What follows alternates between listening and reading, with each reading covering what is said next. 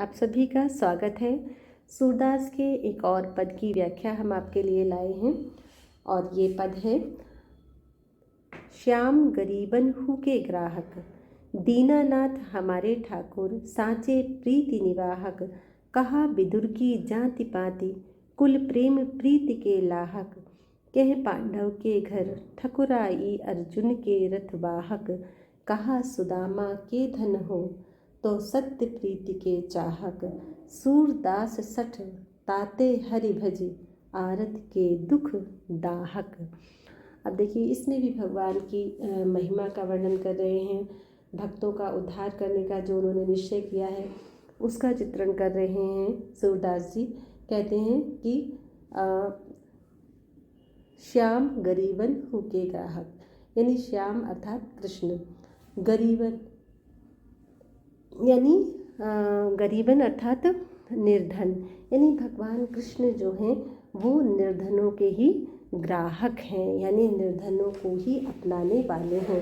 भगवान का ये स्वभाव है कि वो गरीबों को अपनाते हैं, दीनहीन को अपनाते हैं। तो भगवान निर्धनों के ही चाहने वाले हैं या उनको ही अपनाने वाले हैं। दीनानाथ हमारे ठाकुर, सांचे प्रीति निवाहक, और कहते हैं कि दीनानाथ हमारे ठाकुर, यानी हमारे प्रभु जो हैं वो दीनानाथ हैं, यानी दीनहीनों के नाथ हैं अर्थात स्वामी हैं। यानी हमारे जो प्रभु हैं, ईश्वर हैं, वो दीनहीनों के स्वामी तथा साचे प्रीति निवाहक तथा सच्चे प्रेम का निर्वाह करने वाले हैं। तो हमारे प्रभु दीनहीनों के स्वामी तथा सच्चे प्रेम का निर्वाह करने वाले हैं। अब कहते हैं कि कहा विदुर की जाति पाति, कुल प्रेम प्रीति के लाहक।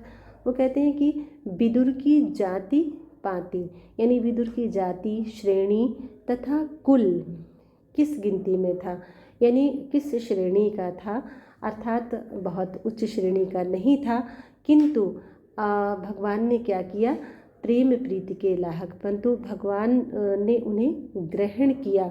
यानी विदुर की जाति, श्रेणी तथा कुल किस गिनती के थे, अर्थात बहुत उच्च श्रेणी के नहीं थे, किंतु फिर भी भगवान ने उन्हें ग्रहण किया।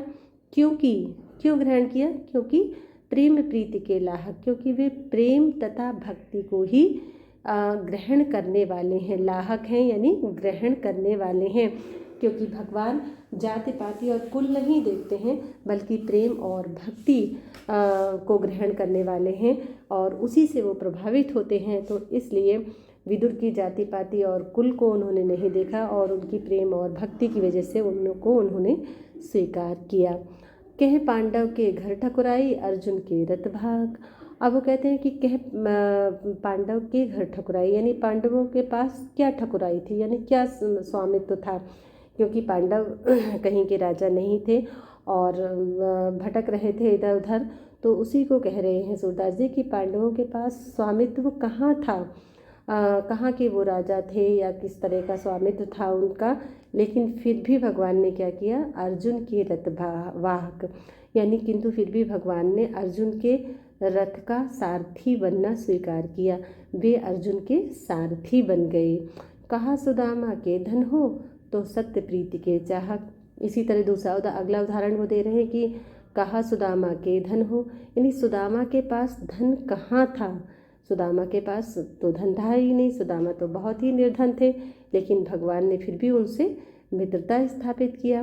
तो कहते हैं कि सुदामा के पास धन कहाँ था, किंतु भगवान तो क्या है, सत्य प्रीति के चाहक, यानी कि भगवान तो सच्चे प्रेम के ही चाहने वाले हैं।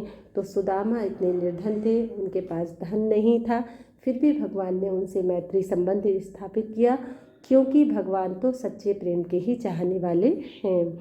सूरदास सठ ताते हरि भज, आरत के दुख दाहक।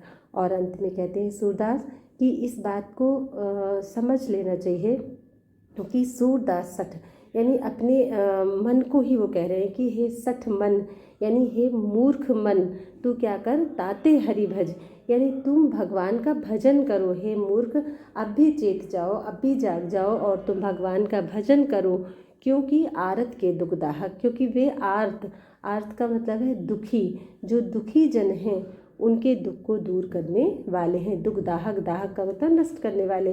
तो जो दुखी जन हैं वे उनके दुख को दूर करने वाले हैं। इसलिए हे मूर्ख मन, तू भगवान का भजन कर। इसमें भगवान की वही विशेषताएं भक्त वत्सलता की बताई गई हैं, भक्तों पर कृपा करने की विशेषता बताई गई है, और भाषा ब्रज है, पद गेय है। आप सभी का बहुत बहुत धन्यवाद।